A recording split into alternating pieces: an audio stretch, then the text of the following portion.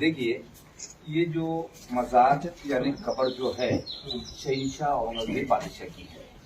ये इनकी वसीयत थी कि मेरी मज़ार यानी कब्र जो है कच्ची रखना, मिट्टी की कब्र बनाना, उसके ऊपर जो प्लांट यानी जो झाड़ है सब्जे का लगाने का। जैसा तुलसी का झाड़ होता है ना, तुलसी का माफी के झाड़ सब्जे का लगाते हैं। इसके अंदर जो काला बीज होता है इसको शरबत में डाल के पीते, ठंडा होता है। औरंगजेब साहब की वसीयत थी कि मेरी मज़ार यानी कब्र जो है इसके ऊपर कोई गुम्बद नहीं बनाना, ओपन टू स्काई रखना और सफेद सादा प्लेन व्हाइट चादर डालना। जैसा कि मामूली गरीबों का कब्र होता है वैसे मेरी कब्र बनाना। कोई अमीरों की तरह रंगीन जरी या मखमल का कोई कलर वाला शीट भी इसके ऊपर नहीं चढ़ाने का। ये जो मार्बल का जाली दिखाई दे रहा है इसके पहले यहाँ पर इसी किस्म की ओरिजिनल लकड़ी की जाली थी, मिट्टी का फर्श था। लेकिन ये हैदराबाद के जो निजाम नवाब थे तो उन्होंने ये लॉर्ड कर्नल साहब के बहुत ही रिक्वेस्ट करने पर 1921 यानी 1921 में ये मार्बल का जाली और ये फर्श संगमरमर का बना दिए।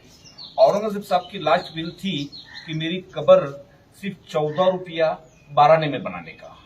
तो उस जमाने में ये पूरे हिंदुस्तान के शहंशाह रहने के बाद ये अपना से टोपी सीते थे, कुरान शरीफ की नकल करते थे उस जमाने में। तो कुरान लिखाई का इनके पास 350 रुपया बैलेंस था, 350 रुपीज। लेकिन उन्होंने कहा था कि वो 350 रुपये भी मेरी कब्र में नहीं लगाना, क्योंकि हो सकता है कि मैं भी एक इंसान हूँ, मुझसे कुरान शरीफ लिखने में अगर कुछ गलती हुआ होगा तो उसका जवाब अल्लाह के पास देना पड़ेगा।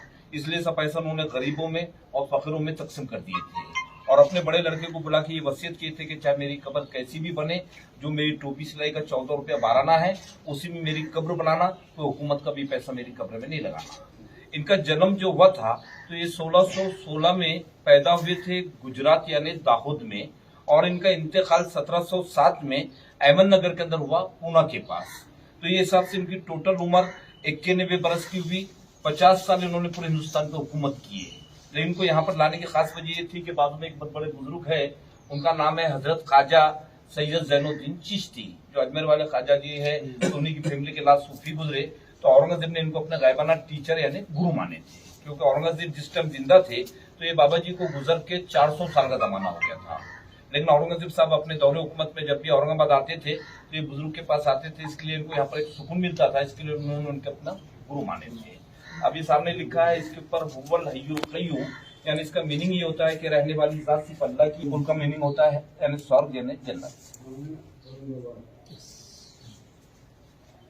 फिर नीचे यानी इस्लामिक डेट है, यानी जैसा वो यानी 1616 में जैसा पैदा हुए, तो यानी ये जो है तो विलादत यानी पैदा हुए 1027 में, जुलूस यानी तख्त पे बैठे 1068 में, और वफात यानी इंतकाल हुआ 1118 में।